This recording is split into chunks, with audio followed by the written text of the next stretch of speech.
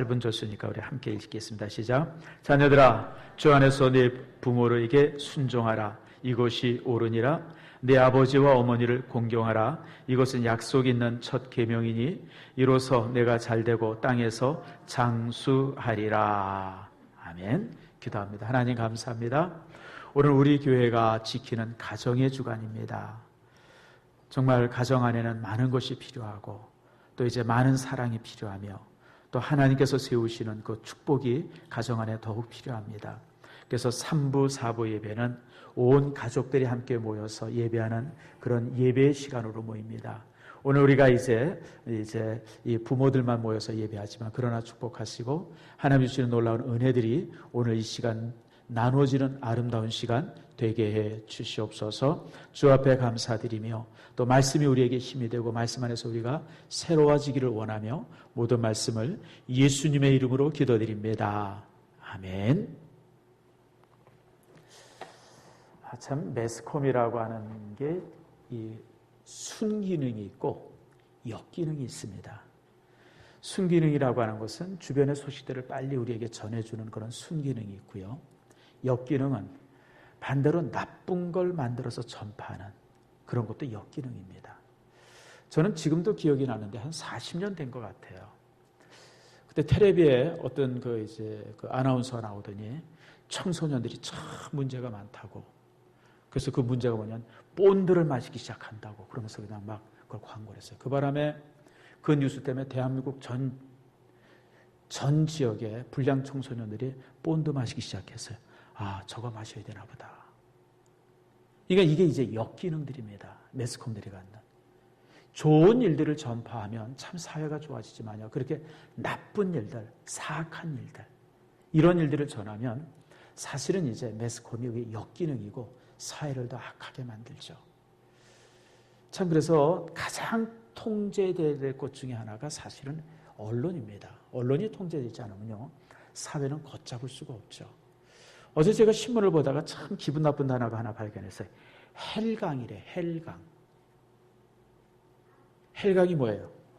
한강을 헬강으로 표현한 거예요. 지옥의 강이라는 거예요. 뭐 내용을 읽어보니까 무슨 뭐 한강에 뭐 이런저런 뭐 조금 문제가 있다 그래가지고 무슨 뭐 왜 한강을 헬강으로 만들었냐 뭐 이런 기사가 신문 기사 실린 걸 보면서 아, 이런 기자놈들 참 이렇게 나쁜 놈들이구나. 사실 헬조선이라는 말도 이 사실 언론들이 만들어낸 말이잖아요. 아, 한국 땅이 지옥 같다 그래서 헬조선이라고 그걸 만들어서 지금 이게 그냥 다 아는 단어 문장이 돼버렸어요. 헬조선이니 헬강이니 뭐 이런 식으로 해서 그래서 참 이런 그 나라에 대해서 험담하고 뭐 이제 어떤 나라에 대한 자긍심도 잃게 하고 뭐 이런 것들 사실 물론 청년들이 좌절도 하고 힘들 때도 있죠. 저도 청년 때 얼마나 많이 좌절하고 힘들었는지 몰라요.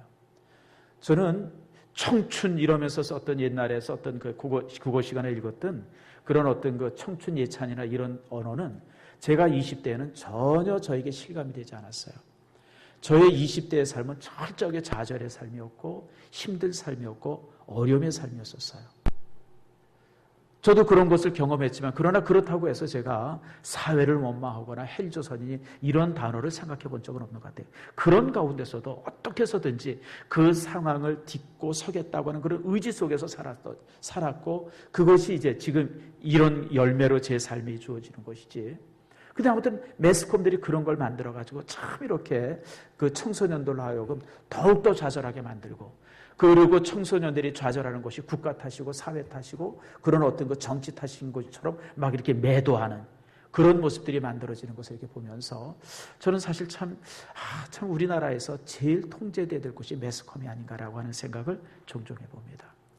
사실 이제 뭐 헬조선 이래 가지고 벌써 작년부터 이 단어가 이제 많이 퍼져지고 있죠. 그런데 여러분 제가 장항동에 사는데요. 장항동에 살면요. 여러분 헬조선이 아니라 따라합시다. 파라다이스 조선.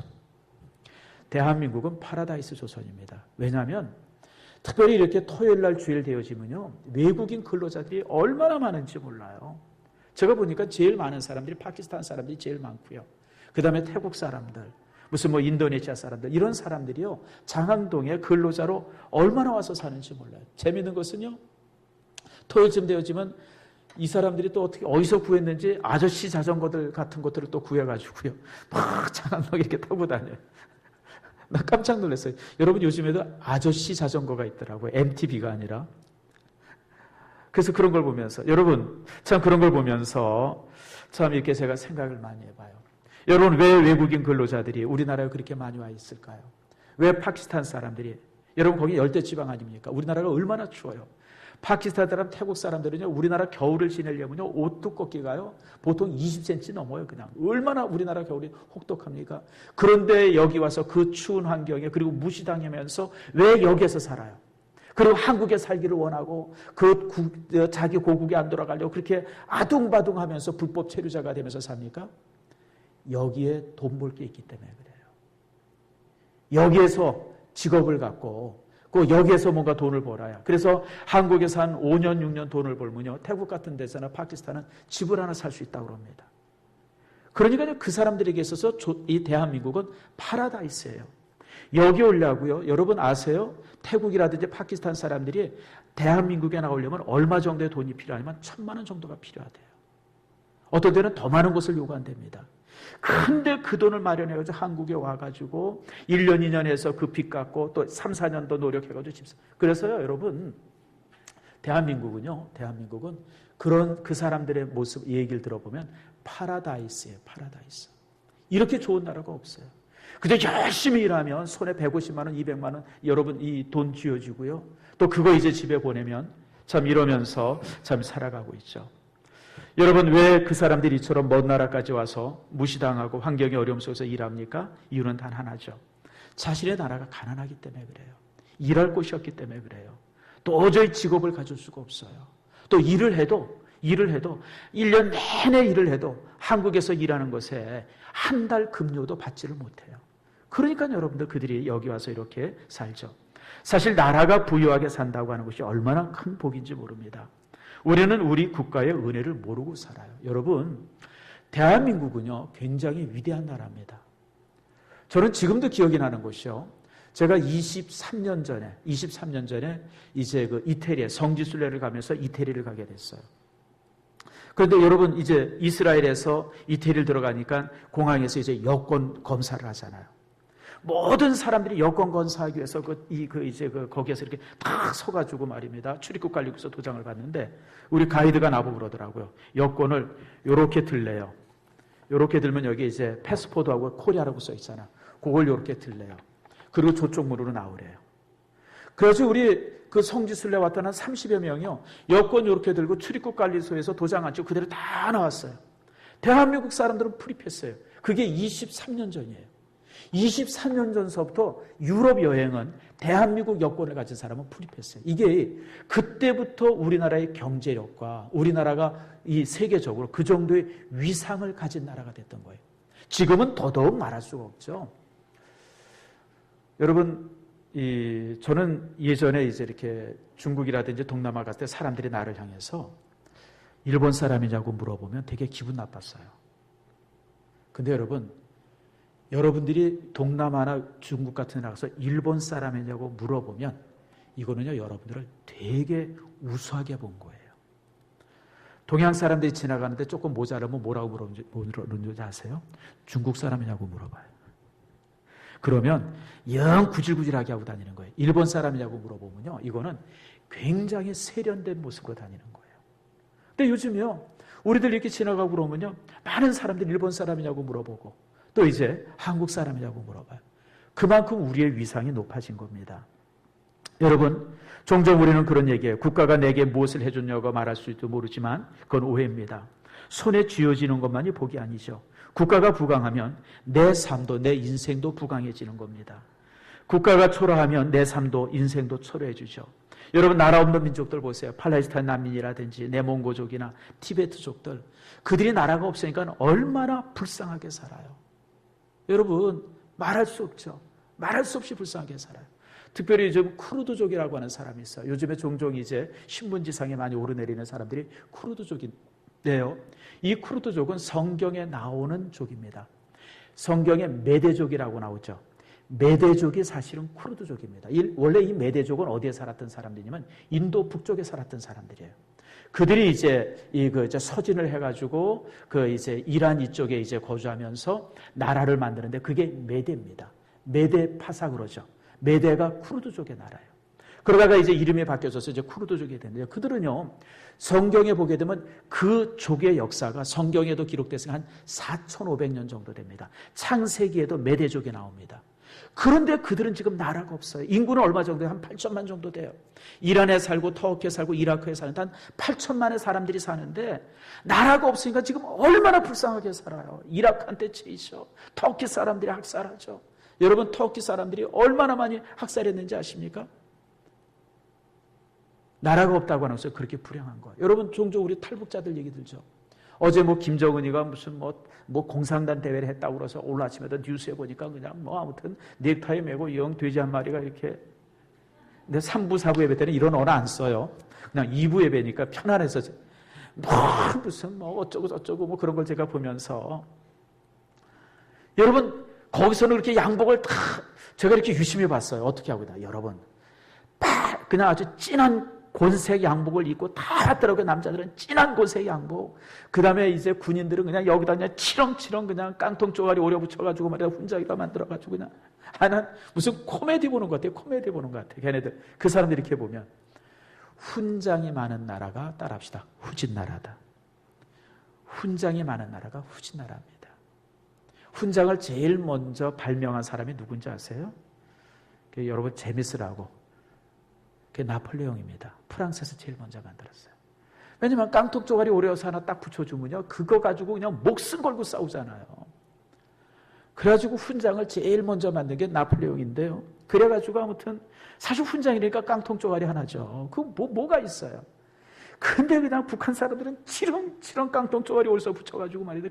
그게 무슨 대단한 거죠. 그래서 이렇게 보면 무슨 코미디 보는 것 같아요. 이상한 나라 앨리스 같아요. 난 참 별난 나라 사람들이다. 아무튼 여러분, 그 사람들이 이렇게 당대하고 그러는데 지금 여러분, 지금 압록강, 두만강 주변에요, 탈북자들이 수만 명이에요, 수만 명. 전주에도 탈북자를 도왔던 장백교회 한 목사님이 이제 이 보이브에서 암살을 당하셨는데요. 지금 여러분, 얼마나 많은 사람들이 탈북해가지고 남쪽으로 넘어오기 위해서 대기하고 있는 사람들이 수만 명이에요. 그게 압록강, 두만강 국경에만 그렇죠. 지금 중국 전역을 떠도는 사람들, 지금 이제 라오스라든지 태국이라든지 이런 데도 그 수천 명의 사람들이 지금 여기에 오려고. 왜 그래요? 나라가 가난해서 그래요. 먹고 살 게 없어서 그래요. 여러분, 북한 사람들이 먹고 살만하면 뭐 때문에 여기 내려오겠어요? 뭐 때문에 이렇게 탈북해가지고 이렇게 이 땅에서 살려고 이렇게 애쓰겠습니까? 가난해서 그래요, 여러분들. 그래서 여러분들, 사실은 이렇게 바라볼 때 우리가 살면서 제일 크게 누리는 은혜 중에 하나가 국가의 은혜입니다. 나라의 은혜입니다. 또 이제 우리가 살면서 스승의 은혜도 많죠. 저는 아무리 똑똑해도요, 월반하지 말라 그럽니다. 그리고 아무리 똑똑해도 무슨 대안학교나 이런 데 가능한 가지 말라 그럽니다. 아이들이요, 초등학교 6년, 중학교 3년, 고등학교 3년 그 기간을 거친다고 하는 것이 굉장히 중요한 거예요. 기간을 천재들이 보통 월반을 하죠. 우리나라에 그런 천재들이 있어요. 예전에 김옥룡이라든지 요즘에 무슨 송누구라고 이런 천재들이 있죠. 공부를 너무 잘해가지고 중학교 고등학교 건너뛰어가지고 말입니다. 12살에 무슨 대학교 들어가고 무슨 16살에 무슨 박사학위 따고 이런 애들이 있어요. 근데 걔네들이 이렇게 보면요, 인성이 제대로 갖춰지질 않아가지고요, 이게 문제가 심각해요. 제가 며칠 전에도 신문에 보니까 송누군가 그 천재라는 아이가 논문을 썼는데 표절했다 그래가지고 그게 신문에 났더라고요. 표절이 뭔지도 몰라요, 걔네들은요. 왜냐면 이게 정상적인 과정을 거치면서 성장한다고 하는 것이 얼마나 인생에 있어서 중요한 건지 몰라요. 여러분들, 그러므로 스승의 은혜가 있고요, 또 이웃의, 친구의 은혜도 많죠. 근데 은혜 중에 최고의 은혜는 부모님들의 은혜입니다. 여러분, 사실 부모님이 다 있는 것처럼 오늘 아침에 제가 식사하면서 잠깐 TV를 봤어요. 나는 몇 점짜리 부모일까라고 하는 이렇게 이제 질문을 하더라고요. TV 탄 이 사람들한테. 여러분 스스로 몇 점짜리 부모 같아요? 자, 어디 봅시다. 우리 권사님 몇 점짜리 같아요? 종종 부모들이 자녀들에 대해서 항상 자신에 대한 점수를 많이 깎아요. 거기 이제 가장이 나오는데 열심히 일하는 가장이더라고요. 나는 딸들한테 한 40점, 50점 될까? 뭐 이러고 그래요. 근데 여러분 따라합시다. 존재하면 이미 100점이다. 아세요? 부모님은 살아계시고 함께하면 이미 100점이에요, 여러분들. 나를 낳아주셨고 지금까지 키워주셨는데 거기에 무슨 점수가 깎여질 점수가 더 어디 있어요, 여러분들. 나를 위해서 목숨까지 바칠 수 있는 유일한 사람들인데. 여러분, 세월호 사건 우리가 보잖아요. 어떤 때는 좀 이제 조금 세월호 사건 좀 정리가 됐으면 좋겠다, 그런 마음을 가질 때도 있지만 우리가 표현을 못해요. 왜 표현하지 못하는지 아세요? 자녀들을 잃은 그 부모의 심정을 우리가 무엇라고 우리가 얘기할 수 있겠어요, 여러분들? 우리는 남의 아들이니까, 남의 죽은 거니까, 뭐 수학여행 가다 죽었으니까 뭐 그렇게 쉽게 얘기할 수 있지만요, 부모는 안 그래요. 내 아이들, 내 딸이 생태 같은 내 아이가 그 몇몇 어른들의 잘못으로 인해 가지고 이 진도 앞바다에서 저렇게 수장됐다는 생각하면 여러분 잠을 잘 수가 있어요? 음식을 먹을 수가 있어요, 여러분들? 그분들의 상처도 우리가 여러분 이해할 수 있어야 돼요. 여러분, 주변에 국회의원들이 나가서 뭐 사진 찍고 눈물 짓는 거 그건 다 가짜예요, 여러분들. 진짜 눈물은 그 부모님들이 흘리는 눈물들을 봐야 돼요. 그 엄마 아버지가 그 팽목항 앞에서 흘리는 그 눈물을 봐야 그게 진짜 눈물인 거예요, 여러분들. 가치가 다르고 의미가 다르고 여러분 모습이 다르죠. 뭐 팽목항에 가서 뭐 이렇게 국회의원들 가가지고 뭐 이렇게 그 사람들 순쇼입니다. 난 정치인들 그러는 모습은 너무너무 싫어요. 구역질도 나고. 그러나 여러분, 진짜는 그들 속에는 부모들의 모습이죠. 그래서 부모님들은요, 계신다고 하는 그 사실 자체가 이미 100점이에요. 여러분, 여러분의 점수에 대해서 너무 인색하지 마세요. 여러분이 살아있다고 하는 그 자체가 이미 100점짜리라고 하는 사실을 항상 기억하면서 오늘 이제 이 가정주의를 이렇게 맞이할 수 있기를 바랍니다. 이런 사실 앞에서 오늘 하나님께서 우리에게 주시는 말씀이 1절부터 3절입니다. 자, 1절 말씀 같이 한번 읽읍시다. 시작. 자녀들아, 주 안에서 너희 부모에게 순종하라. 이것이 옳으니라. 여러분 뒤에 따라합시다. 이것이 옳으니라. 성경에 이런 표현이 흔치 않습니다. 이것이 옳으니라고 하는 말씀은 너무 당연하다는 거예요.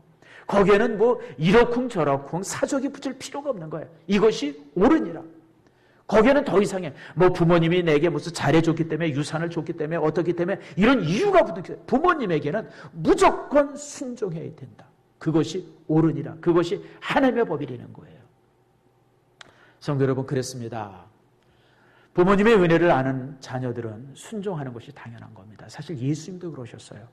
누가복음 2장 51절에 보면 예수님께서 성장하시는 모습이 아주 짧게 2번 기록이 됩니다. 누가복음 51장에 있고 또 이제 그 중간에 한 절이 있는데요. 거기에 보면 예수님의 성장의 부분에 대해서 이렇게 말합니다. 예수께서 한 가지로 내려가사 나사렛에 이르러 따라합시다. 순종하여 받드시니라. 예수님께서 어려서부터 성장할 때까지 예수님의 모습을 한마디로 요약하면 부모님께 순종하고 부모님을 받들면서 성장했다고 하는 거예요. 그게 예수님의 성장이에요. 여러분, 그렇죠? 이렇게 예수님도 그러셨고, 그리고 여러분, 이 순종이라고 하는 것은 하나님께서 세상을 만드신 모든 질서를 유지하는 방법입니다. 하나님께서는 세상을 만드셨습니다. 온 우주를 만드셨습니다. 만들면서 크게 우리가 지켜야 될 3가지 질서를 주셨어요. 그리고 그 질서에 순응을 하면 행복하지만 질서를 거역하면 항상 불행하게 돼 있어요. 그 첫 번째 질서가 뭐냐면 자연의 질서입니다. 하루의 질서를 줬어요. 24시간의 시간을 줬고요. 낮과 밤의 질서를 주셨어요. 그 다음에 이제 계절의 질서를 주셨습니다. 우리가 살아가면서 이 자연의 질서에 순종을 하면서 살면 인생은 행복합니다. 여러분, 가을에 아이고 올겨울은 따뜻할 거야 그러고 씨 뿌리고 여름에 겨울에 김 매고 봄에 열매 얻으려고 쳐다보면 그게 맺어져요. 참 계절의 질서가 놀라워요. 저는 선교제 이제 자주 가지 않습니까? 저는 선교제 가서 제일 웃기는 게 뭐냐면, 제일 이해가 안 가는 게 선교지에 그 열대지방에도 계절이 있어요. 계절이. 하루는 이제 제가 장성전 선교사를 가가지고 장성교 선교사가 야, 너 이 치앙마이 왔으니까 뭐 과일 먹고 싶으면 얘기하래. 그래서 먹고 싶지. 야, 망고 좀 먹고 싶다 그랬더니 아니야, 지금 망고철이 아니라서 망고가 없어. 나보고 그래서 야, 이 친구야, 무슨 열대지방의 계절이 어딨어. 너 나 안 사주려고 그러는 거지. 그랬더니 아니라는 거예요. 열대지방에도 계절이 있더래. 그렇더라고요, 보냐. 여러분 12월 달에는요, 그때 제가 5월 달인가 언제 들어갔는데 그때는 망고철이 끝났어요. 그래서 망고가 어디에 있냐면 냉동실에 있어요. 냉동실에. 그러니까 그 뜨거운 여름에도요, 항상 뜨거운데, 여러분 태국이라는 나라가 1년 내내 35도 40도예요. 그런데도 계절이 있어요. 계절이. 망고 나오는 철이 있고요, 그 다음에 무슨 두리안 나오는 철이 있고요. 이게 계절마다. 그래서 나는 정말 신기한 것 중에 하나가 열대지방의 계절이 있다는 게 너무너무 신기해요. 제가 이제 파푸아에 가잖아요. 파푸아는 적도 밑에 있어요. 우리 김철구 선교사 항상. 적도 밑에 있으니까요, 해가 어디서 떠요? 제가 파푸아를 3번 가봤는데 3번 다 가서도 지금도 동서남북이 헷갈려요. 그 이제 그 파푸아에서 이제 파푸아 센타니에서 비행기를 타고 어디로 가야 되냐면, 이제 그 선교지를 가면 지도를 보면 남쪽으로 가야 돼요. 근데 이 비행기가 탁 터져 북쪽으로 가는 거예요. 북쪽으로. 북쪽으로 올라가면 태평양인데 바로 바다인데, 근데 그냥 끊임없이 북쪽으로 올라가요. 알고 보니까 적도 남쪽에 살기 때문에 동서남북이 바뀐 거예요. 매일 해가 어디서 뜨냐면 서쪽에서 떠요. 왜 해가 서쪽에서 뜨나? 여러분 이해가 안 되죠? 파푸아에 한번 가보세요. 이 동서남북이 바뀌어가지고요, 제가 갈 때마다 항상 헷갈려요. 어디가 동인지 어디가 서인지도 몰라요. 이게 제가 무슨 얘기냐면, 여러분 질서가 있어요. 질서에 순종하면 행복합니다. 요즘 청소년들이 낮과 밤이 바뀌었죠. 가장 밤새도록 게임하고 말입니다. 낮에는 자고. 여러분 이렇게 낮과 밤이 하나님께 주신 질서를 어기면서 살았던 청소년들의 미래는 내가 안 봐도 알아요. 이제 한 15년, 20년 지나면 노숙자밖에 할 게 없어요, 여러분들. 밤에는 자고 낮에는 열심히 일하고, 낮에 열심히 해 있을 때 열심히 공부하고, 밤에 자고, 이렇게 그 자연에 순종할 때 삶이 행복한 거예요. 그래서 자연의 질서 속에 순종해야 됩니다. 두 번째가 영적인 질서죠. 하나님께서 우리에게 영적 질서를 주셨어요. 최초에 주신 영적 질서가 뭡니까? 여러분, 영적 질서가 뭐냐면, 주님께서 주셨던 영적 질서가 뭐냐면, 선악을 알게 하는 실과를 먹지 말아라. 그것을 먹는 날에는 너희들이 정령 죽으리라. 이것이 최초로 주신 영적 질서입니다. 우리는, 인간은 육적 존재가 아니라 영적인 존재이기 때문에 하나님께서 영적 질서를 주셨어요. 결국 그것을 불순종해서 지금 인간이 이렇게 고통받고 살지 않습니까? 그리고 하나님께서 말씀을 주시면서 율법을 지키라 그러셨고, 가장 놀라운 영적 질서가 복음의 질서입니다. 로마서 10장 10절 말씀이죠. 사람의 마음으로 믿어 의에 이르고 입으로 시인하여 구원에 이르느니라. 그것은 하나님께서 우리에게 주신 최고의 영적 질서인 복음입니다. 그래서 우리가 복음 안에 있을 때 우리의 삶이 행복하고 우리가 구원받게 되어지는 거예요. 이게 영적인 질서입니다. 그래서 하나님께서는 인간에게 먼저는 자연의 질서를 주셨고, 두 번째는 영적 질서를 주셨어요. 세 번째 주신 것이 인간 관계의 질서입니다. 성경에 가장 많이 기록되어 있는 것 중에 하나가 바로 이 관계 질서죠. 관계 질서는 크게 4가지입니다. 첫 번째로는 직장의 질서를 주셨어요.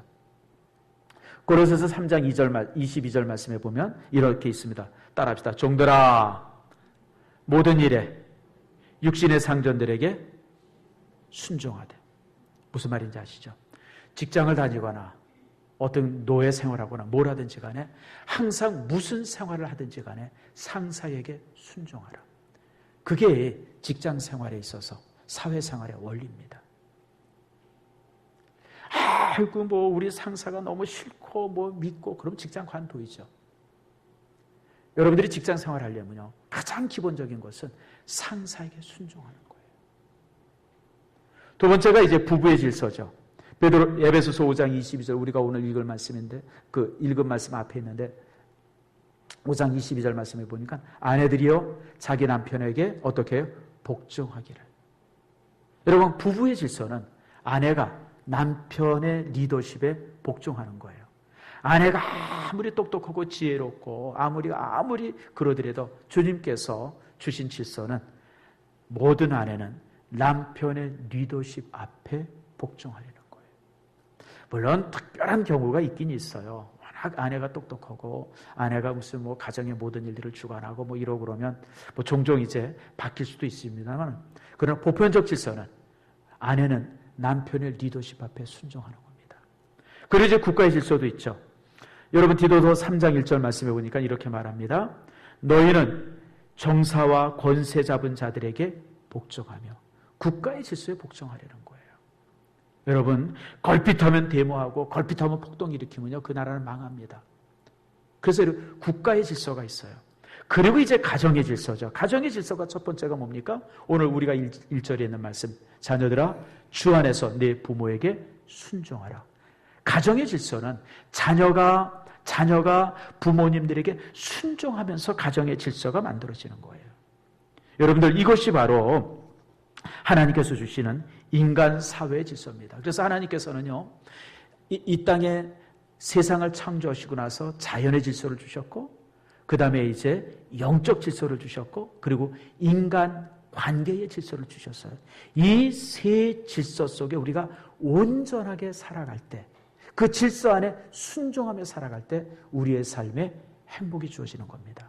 질서를 어기면요 항상 무너지고 불행하고 힘들게 돼 있어요.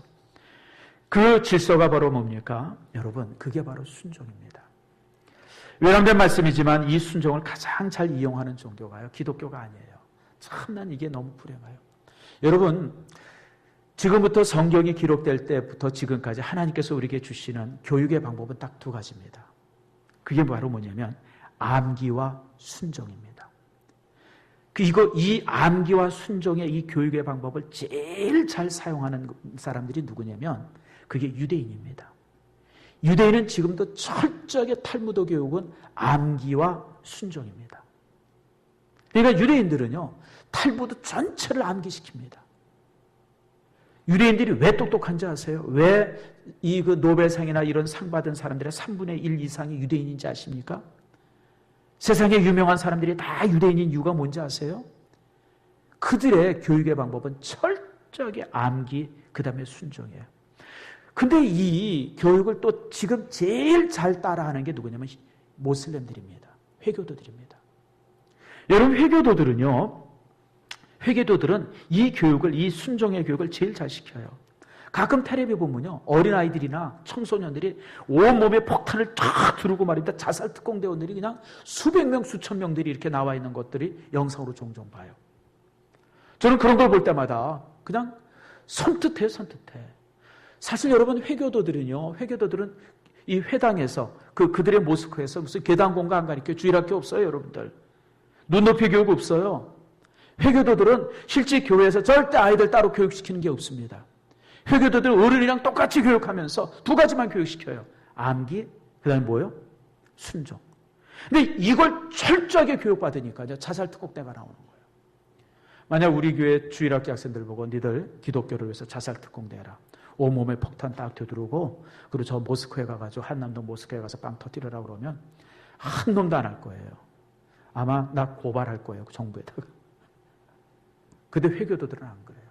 자살 특공대 해라 그러면 사실 자살 특공대 하겠다고 나서는 애들도 있지만 대부분은 지시합니다. 네가 자살 특공대 할 만하니까 네가 자살 특공대 해라. 그러면요.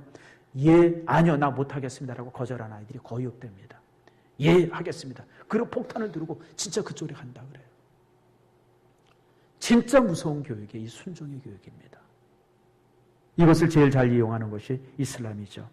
그러면 여러분들 순종이라고 하는 것은 정말 하나님의 말씀의 교육 중에 있어서 가장 중요한 교육이라고 하는 사실 여러분 기억해야 돼요. 그럼 우리 자녀들은 어떻게 부모님들에게 순종해야 되느냐? 세 가지입니다.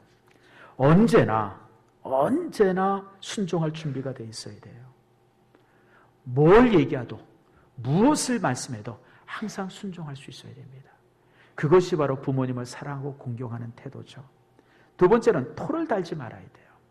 요즘 아이들이 똑똑해가지고 부모님이 뭘 시키면 꼭 토를 달아요. 왜요? 뭐 때문에요? 뭐 해주시려고요? 아무튼 그런 놈들 보면 그냥 저거 키워서 내가 뭔 복을 받겠다고 그런 생각을 할 때가 있어요. 여러분 부모님에게 뭔가 이렇게 말씀할 때 순종하는 법은 그대로 순종하는 거예요. 이스라엘 민족이 출애굽해가지고 하나님께서 이 가나안 땅까지 가는 그 40여 년의 기간 동안에 밤낮 불평했어요. 불평의 내용이 뭐냐면 왜 우리가 굶주리는가? 왜 물이 없는가? 왜 가나안 땅에 가야 하는 거냐? 하나님께서 끊임없이 왜요 그러다가 결국 가나안 이 광야에서 다 그들이 거기서 죽지 않습니까? 여러분, 부모님들이 여러분에게 명령을 하고 하나님께서 우리에게 명령을 하실 때 망하라고 죽으라고 잘못되라고 지시한 것 하나도 없어요, 여러분들. 다 우리를 위해서. 일일이 다 설명할 수는 없지만 다 우리의 미래를 위해서, 장래를 위해서 고민하면서 하나하나 말씀하는데 그럴 때 우리가 순종해야 돼요. 여러분, 이것이 옳으니라. 그 다음에 3절 말씀에 이로써 내가 잘되고 땅에서 장수한다라고 한 말씀은 부모님에게 순종하는 그 순종이 모든 복의 근원이라는 거예요. 거기서 모든 복이 와요. 여러분 주변에 한번 보세요. 이 부모님에게 효도하는 사람과 효도하지 않는 사람을 가만히 살펴보세요. 부모님께 효도하는 사람은 언제나 사회에서 잘 돼요. 언제나 사회에서 잘 됩니다. 효는 모든 100가지, 100행의 지본이에요. 100행의 지본이라고 그러잖아요.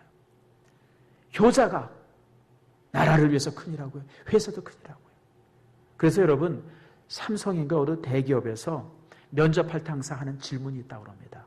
너희들 결혼하면 부모님 모시겠냐? 안 모시겠냐? 지금도 그 질문을 하는지 모르겠어요. 몇 년 전에 그 질문을 했다 그래요. 예, 모시겠습니다. 그럼 100점이라고 그래요.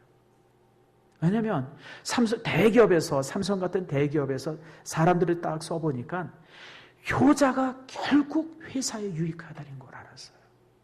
아무리 똑똑해도 부모에게 효도하지 못하면 회사에다 이익을 주지 못한다고 하는 사실을 결국 알게 된 거예요. 그래서 효자들을 뽑는다라고 하는 말을 제가 몇 년 전에 신문에서 본 기억이 나요. 성도 여러분, 그렇습니다. 여러분 항상 토를 달지 않고 부모님에게 내가 말씀하시면 그대로 순종해야 돼요. 여러분, 갈렙이라든지 여호수아 같은 사람은 하나님이 말씀하실 때 토를 달지 않아서 예만 할 줄 알았어요. 결국 그 사람들은 가나안 땅까지 들어가고 모든 영광을 갖지 않습니까? 그렇습니다. 뿐만 아니라 빠르게 순종해야 돼요. 재미있는 것은 천사들에게 날개가 달려있다고 하는 이 표현들이 있어요. 이사야서 6장에 보면 천사가 날개가 달렸어요. 왜 날개가 달렸을까요? 퀴즈, 폼나라고. 아니에요, 여러분. 뭐 날개 달렸다고 폼이 납니까? 날개가 달렸다고 하는 것은 빠르게 순종한다고 하는 표현입니다. 날개가 달렸으니까 빠르게 가는 거죠. 그래서 천사가 날개를 가지고 있다고 하는 이 장면은 빠른 순종을 표현하고 있는 겁니다. 여러분, 달란트 비유 보세요. 5달란트, 2달란트 받은 사람은 주인에게 달란트를 맞자마자 바로 나가서 일하며. 바로 나가서 일했어요. 근데 1달란트 받은 종은 어떻게 했어요? 주인한테 1달란트 받고서 국리래 이걸 가지고 어떻게 할까? 뭐 할까? 왔다 갔다 그냥 땅에다 묻었다가 봤다가 결국 그러고 나서 주님으로부터 버림받잖아요. 순종은 즉각 하는 거예요. 제가 아까 우리 성도들 보게 되어지면 어떤 신령한 선도들은 하나님의 명령 앞에서도 기도해 보겠다 그래요. 이 세상에 무슨 하나님의 명령 앞에 기도해 보겠다 그래요. 여러분, 그것은 잘못된 것이죠. 즉각 순종하는 겁니다. 그것이 하나님의 말씀이고 그것이 부모님의 말씀은 즉각 순종하는 거예요.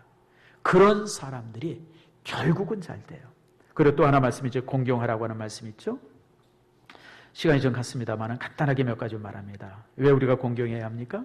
내게 생명을 주었기 때문에 그래요. 둘째는 나를 키워줬기 때문에 그래요. 제가 작년에 통계를 봤어요. 아이가 태어나서 23살까지 키울 때 보통 그 한 명에게 드는 비용이 얼마인지 아세요?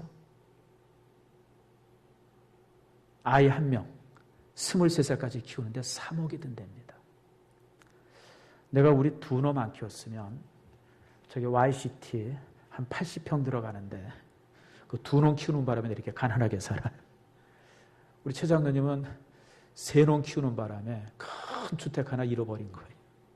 난 너무 놀랐어요. 아니, 아이 한 명 키우는데 3억이 든대, 3억. 근데 문제는 뭐냐면 아이들이 음악을 한다든지 미술을 한다든지 체육을 한다 그러면 곱하기 1입니다. 3억 드는 애들이 6억 들고요. 그래가지고 누가 그 얘기 하더라고요. 아이를 키워서 천천히 망하려면 음악 시키고, 확실히 망하려면 미술을 시키려나 뭐 금방 망하려면. 여러분, 예능을 한다고 그러면 그 비용이 엄청나게 더 드는 거예요. 여러분, 부모님들이 근데 한 번도 그것이 없다, 힘들다, 무슨 뭐 이것 해서, 여러분 그런 생각 안 했어요. 그냥 그 돈 들여가면서 다 키웠어요. 부모님들이, 자녀들이 참 이렇게 좀 컸다고 해서 어머니 아버지를 가볍게 여기지 말길 바랍니다. 많이 배웠다고 무시하지 마세요. 거친 손과 주름진 얼굴이 있다고 해서, 허리가 굽었다고 해서, 가난하다고 해서 창피하지 마세요.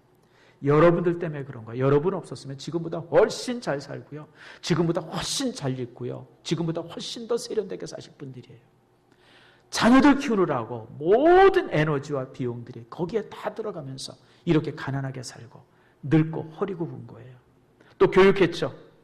여러분, 최초의 학교, 최초의 교사가 여러분 가정이고 그 부모님 아닙니까? 또 나를 사랑하죠. 여러분, 부모들은요, 여러분의 자녀는 세상의 그 어떤 가수가도 바꾸지 않습니다. 제가 한 10여 년 전에 봤던 기사예요. 지존파가 사형을 당했습니다. 지존파 아시죠? 한 30여 년 전에 사람을 죽이고, 그리고 이제 그 불에 태우고 그 살을 같이 나눠 먹었어요. 그래도 사형언도를 받았어요. 사형을 당했습니다. 모든 사람들이 저놈은 죽어도 당연하다 그러고. 근데요, 그 지존파가 사형을 당할 때 그 지하실에서 울면서 그 시신을 받아서 매장한 사람들이 있었어요. 누군지 아세요? 시골에 살던 부모예요. 저 시골에 살던, 깡촌에 살던 부모인데 자식들이 사형을 받는다고는 소식을 전해들고 그냥 그 노인들이 올라와서 거기서 기다리고 있다가 죽은 아이, 죽은 자녀 관에 실어서, 그날 비가 또 억수로 많이 왔다고 그럽니다. 혹시 사람들이 볼까 봐 두려워가지고 무서워서. 그렇잖아요, 여러분들. 그러면서도 내 자식이라고 끼안고 간 사람들이 누구냐면 부모들이에요. 여러분, 자식이 지존파든지 고재봉이든지 아무리 악해도요, 부모에게 자식은 자식이에요. 아무리 나빠도 평생 껴안아야 할 내 새끼가 자녀들이죠. 부모들은 그렇게 자식을 사랑해요. 뿐만 아니라 하나님께서는요, 바로 부모님을 통해서 자녀들을 축복하십니다. 그래서 부모님은 하나님의 대리자입니다. 바로 이런 모습 때문에 모든 자녀들은 부모님을 공경해야 합니다. 그래서 공경과 순종이라고 하는 말은 사실 같은 뜻이에요. 순종이라고 하는 말은 좀 소극적인 것이고, 공경은 적극적인 거예요. 부모님이 말씀하실 때 그냥 그대로 순종하는 것, 그것이라고 그러면, 공경은 내가 적극적으로 부모님을 높여드리고, 부모님을 명예스럽게 해드리고, 부모님에게 삶의 기쁨을 드리고, 부모님에게 내 삶의 부분들을 막 보고하고 얘기해주고, 이러면서 정말 부모님을 즐겁게 해드리고 부모님이 자식을 자랑스럽게 여기도록 만들어주는 것, 그것이 바로 공경이에요. 이 두 가지가 함께 되어질 때 그 자녀는 복을 받아요. 성도 여러분, 오늘 이제 이 시간에 가정주의를 맞이해서 특별히 자녀들에게 어떻게 부모님에게 순종할까라고 하는 것 우리가 말씀을 받고, 특별히 이 말씀은 3부, 4부 때 이제 우리 주일학교 학생들에게 설교를 하려고 제가 사실 준비했던 내용들입니다. 요즘 아이들이 좀 버릇이 없잖아요. 순종이나 공경이 뭔지 잘 몰라요, 여러분들. 그런 시대에 참 설교하려고 준비했던 내용들입니다. 그러나 여러분 모두에게도 참 좋은 은혜가 되시리라 생각합니다. 다시 한번 말씀드립니다. 여러분, 부모님은 이미 살아계신다고 하는 사실 자체가 우리에게 100점입니다. 그리고 부모님 앞에 우리가 해야 할 것은 순종과 공경입니다. 이 순종과 공경은 만행의 근원이고요, 그리고 만복의 근원이 됩니다. 여러분들이 부모님을 정말 사랑하고 공경하고, 그리고 그런 가운데서 여러분의 인생에 더 큰 축복들을 누리는 은총이 있기를 축원합니다.